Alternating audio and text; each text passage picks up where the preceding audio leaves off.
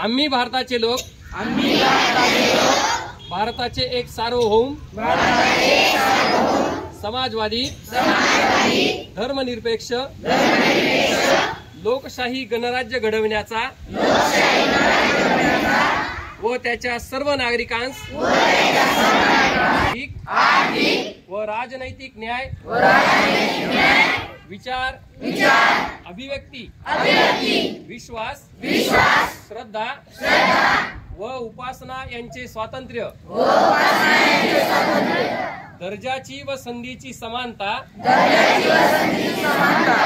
निश्चितपणे प्राप्त करून देण्याचा आणि त्या सर्वांमध्ये व्यक्तीची प्रतिष्ठा आणि एकात्मता यांचे आश्वासन देणारी बंधुता प्रवर्धित करण्याचा संकल्पपूर्वक निर्धार करून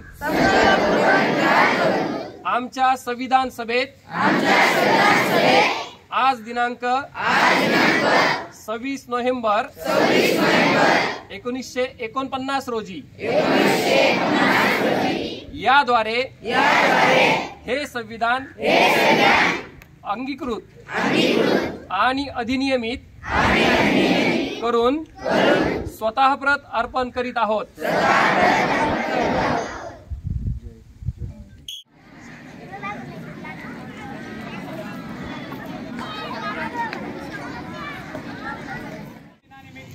या ठिकाणी उपस्थित आहोत। 26 नोव्हेंबर 1949 रोजी आपलं संविधान लिहून पूर्ण झालं। त्या दिवसाची आठवण म्हणून हा दिवस संपूर्ण भारतामध्ये मोठ्या उत्साहामध्ये आपण साजरा करतो। आपल्या देशाला स्वातंत्र्य मिळालं, परंतु हे स्वातंत्र्य काही सहजासहजी मिळालेलं नाही। त्यासाठी आपल्याला रक्त सांडावं लागलं। अनेक सर्वसामान्य माणसं असतील, शेतकरी असतील, शेतमजूर असतील, क्रांतिकारक असतील, राजकारणी असतील, या सगळ्यांना आपल्या प्राणाची आहुती द्यावी लागली, बलिदान द्यावं लागलं। आपल्या सगळ्यांना माहित आहे की सर्वसाधारणपणे 1757 पासून जे युरोपीय सत्ता आहे, या युरोपीय सत्तांच्या ताब्यामध्ये भारताचा काही भाग जायला लागला। 1757 साली जी प्लासीची लढाई झाली, या प्लासीच्या लढाईनं भारतामधला सगळ्यात समृद्ध प्रांत त्या कालखंडामधला तो बंगाल प्रांत ब्रिटिशांच्या ताब्यामध्ये गेला। त्यानंतर 1764 साली बक्सरच्या लढाईनं बंगाल, बिहार, ओरिसा हा प्रांत ब्रिटिशांच्या ताब्यामध्ये गेला। पुढे एक एक प्रांत ब्रिटिशांच्या ताब्यामध्ये जात राहिले। 1818 साली मराठ्यांचं जे साम्राज्य होतं ते साम्राज्य ब्रिटिशांच्या ताब्यामध्ये गेलं आणि जवळपास मराठ्यांचं साम्राज्य ताब्यामध्ये गेल्यानंतर संपूर्ण जो भारत आहे तो संपूर्ण भारत ब्रिटिशांच्या एकछत्री अंमलाखाली आला। हजारो किलोमीटर दूरून आलेले युरोपीय जे होते त्या युरोपियनांचे कायदे, त्यांच्या रूढी परंपरा, रीतिरिवाज आमच्या बहुसंख्य भारतीयांवर लादल्या जात होत्या। मोठ्या प्रमाणावर अन्याय अत्याचार केला जात होता, जुलूम केला जात होता। 10 ते 12 मार्गाने भारतातली जी संपत्ती आहे ती भारतातली संपत्ती इंग्लंडमध्ये जात होती। सोने की चिडिया असलेला आमचा हा जो देश आहे, हा देश कंगाल करण्याचं काम ब्रिटिशांनी केलं आणि या ब्रिटिशांच्या अन्याय अत्याचाराविरुद्ध आम्ही 1858 साली सर्वप्रथम संघटित झालो आणि ब्रिटिशांविरुद्ध एक मोठा लढा उभारला, ज्याला आपण इतिहासामध्ये 1857चा राष्ट्रीय उठाव म्हणून संबोधतो। हा राष्ट्रीय उठाव जो केला गेला संपूर्ण भारतामध्ये झाला, परंतु याला संघटित स्वरूप नव्हतं। त्यामुळं सुरुवातीला या उठावकर्त्यांनी दिल्ली ताब्यात घेतली, परंतु ब्रिटिश सरकारकडे, ब्रिटिश सैन्याकडे असलेले अत्याधुनिक हत्यारं असतील, कवायती फौज असेल, याच्या जोरावर ब्रिटिशांनी हा जो उठाव होता हा उठाव दडपून टाकला आणि पुढे जाऊन ॲलन ह्यूम नावाचा जो इंग्रज अधिकारी होता, निवृत्त इंग्रज अधिकारी होता, त्या इंग्रज अधिकाऱ्याला असं वाटलं का भारतीयांच्या मनामधला जो असंतोष आहे या असंतोषाला हळुवारपणे त्या ठिकाणी जागा जर मोकळी झाली नाही तर 1857 सारखा उठाव होईल. या हेलन ह्यूम यांच्या नेतृत्वाखाली किंवा यांच्या प्रयत्नानं 28 डिसेंबर 1885 साली इंडियन नॅशनल काँग्रेसची स्थापना झाली. या काँग्रेसच्या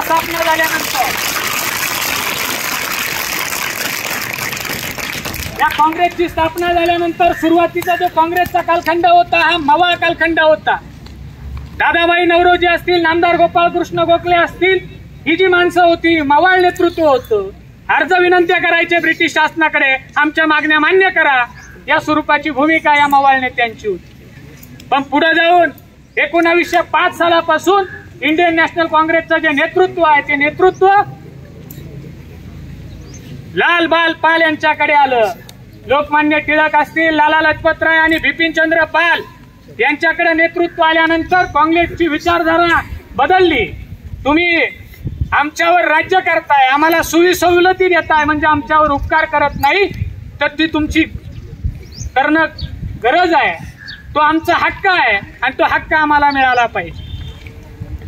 पुढे जाऊन 1914 साली पहिलं महायुद्ध सुरू झालं. पहिल्या महायुद्धामध्ये ब्रिटिश सरकारनं भारतीय जनता ब्रिटिशांच्या बाजूने पहिल्या महायुद्धामध्ये लढेल असं डिक्लेअर केलं. त्याच वेळेस त्या ठिकाणी भारतीय स्वातंत्र्याच्या मागणीला जोर धरलेला होता. ब्रिटिश सत्ता कमकुवत झालेली होती, खिळखिळी झालेली होती, त्याचा फायदा त्या ठिकाणी उठवावा असं अनेक जहाल विचारवंतांना त्या ठिकाणी वाटत होतं. त्यामध्ये सुभाषचंद्र बोस देखील असतील, क्रांतिकारक असतील, भगतसिंग, सुखदेव, राजगुरू, बुटकेश्वर दत्त, असे अनेक राजगुरू, अनेक जे क्रांतिकारक होते, त्या क्रांतिकारकांनी भारतीय स्वातंत्र्य लढ्यासाठी प्रयत्न केला. सातत्यानं वेगवेगळ्या मार्गानं असहकार चळवळ असेल, 1942चा चले जाव आंदोलन असेल, अशा अनेक मार्गानं भारतीय स्वातंत्र्याचा लढा त्या ठिकाणी चालू होता. 1939 साली दुसरं महायुद्ध सुरू झालं. दुसऱ्या महायुद्धामध्ये दोस्त राष्ट्र गटाचा विजय झाला, परंतु ब्रिटिशांना भारतातली जी सत्ता आहे ती सत्ता टिकवणं शक्य नव्हतं आणि म्हणून त्या ठिकाणी ब्रिटिशांनी सांगितलं की आम्ही 1948 पूर्वी भारताला स्वातंत्र्य देऊ, परंतु भारताला स्वातंत्र्य दिल्यानंतर भारताचा जो राज्यकारभार आहे तो कशाच्या मार्गाने चालेल, कोणत्या नियमांच्या मार्गाने चालेल. मग त्यासाठी 9 डिसेंबर 1946 रोजी संविधान सभेची निर्मिती करण्यात आली. 9 डिसेंबर 1946 ला संविधान सभेची निर्मिती झाली. संविधान सभेचे अध्यक्ष म्हणून डॉक्टर राजेंद्र प्रसाद यांची नियुक्ती करण्यात आली आणि जे संविधान लिहिणार होते त्या संविधान लिहिणाऱ्यांसाठी एक वेगळी समिती होती. त्या समितीचं नाव होतं मसुदा समिती. या मसुदा समितीचे अध्यक्ष होते भारतरत्न डॉक्टर बाबासाहेब आंबेडकर. त्यांच्या नेतृत्वाखाली इतर 6 जण होते. परंतु काळाच्या ओघामध्ये 9 डिसेंबर पासून संविधान सभेची सुरुवात झाली. संविधान लिहायला सुरुवात झालं. डॉक्टर बाबासाहेब आंबेडकरांनी जगभरातल्या वेगवेगळ्या देशांच्या संविधानांचा अभ्यास केलाय.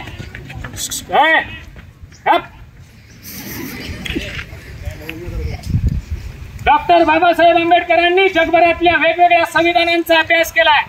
इंग्लंडचं संविधान असेल, अमेरिकेची राज्यघटना असेल, फ्रेंच राज्यघटना असेल, ऑस्ट्रेलियाची राज्यघटना असेल, स्वित्झर्लंडची असेल, 6 देशांच्या राज्यघटनेचा अभ्यास केला आणि त्या राज्यघटनेमध्ये जे जे काही चांगलं आहे ते आपण घेतलं. फ्रेंच राज्यघटना, त्या फ्रेंच राज्यघटनेकडून आपण स्वातंत्र्य, समता, बंधुता या 3 मूल्यांची जी देणगी आहे ती देणगी आपल्याला फ्रेंच राज्यघटनेकडून मिळाली. ही जी राज्यघटना आहे ही राज्यघटना 9 डिसेंबर 1946 ला लिहायला सुरुवात झाली. 26 नोव्हेंबर 1949 ला लिहून पूर्ण झाली. 2 वर्ष 11 महिने आणि 18 दिवसाचा कालखंड हे राज्यघटना लिहिण्यासाठी लागला. या राज्यघटनेमध्ये 10 परिशिष्ट, 22 विभाग, 395 कलम आहे.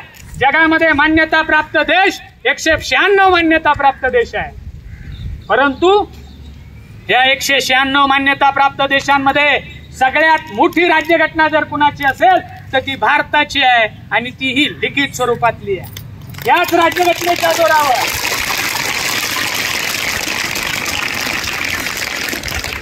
याच राज्यघटनेच्या जोरावर आपण आज 1947 पासून आजपर्यंत आपला देश चांगल्या मार्गाने त्या ठिकाणी प्रगती करत आहे. ज्या देशाची राज्यघटना चांगली नाही त्या देशाच्या उदाहरण आपण पाहतोय. आपल्या बरोबरच स्वतंत्र झालेला पाकिस्तान असेल, त्या पाकिस्तानची काय अवस्था आहे हे आपण पाहतोय. आपल्यानंतर 1 वर्षानं स्वतंत्र झालेला श्रीलंका असेल, बांगलादेश 1971 स्वतंत्र झाला. त्या तिन्ही देशांच्या पंतप्रधानांना देश सोडून पळून जावं लागलं. का तर त्यांच्या देशाची राज्यघटना भारताच्या राज्यघटने इतकी मजबूत नाही.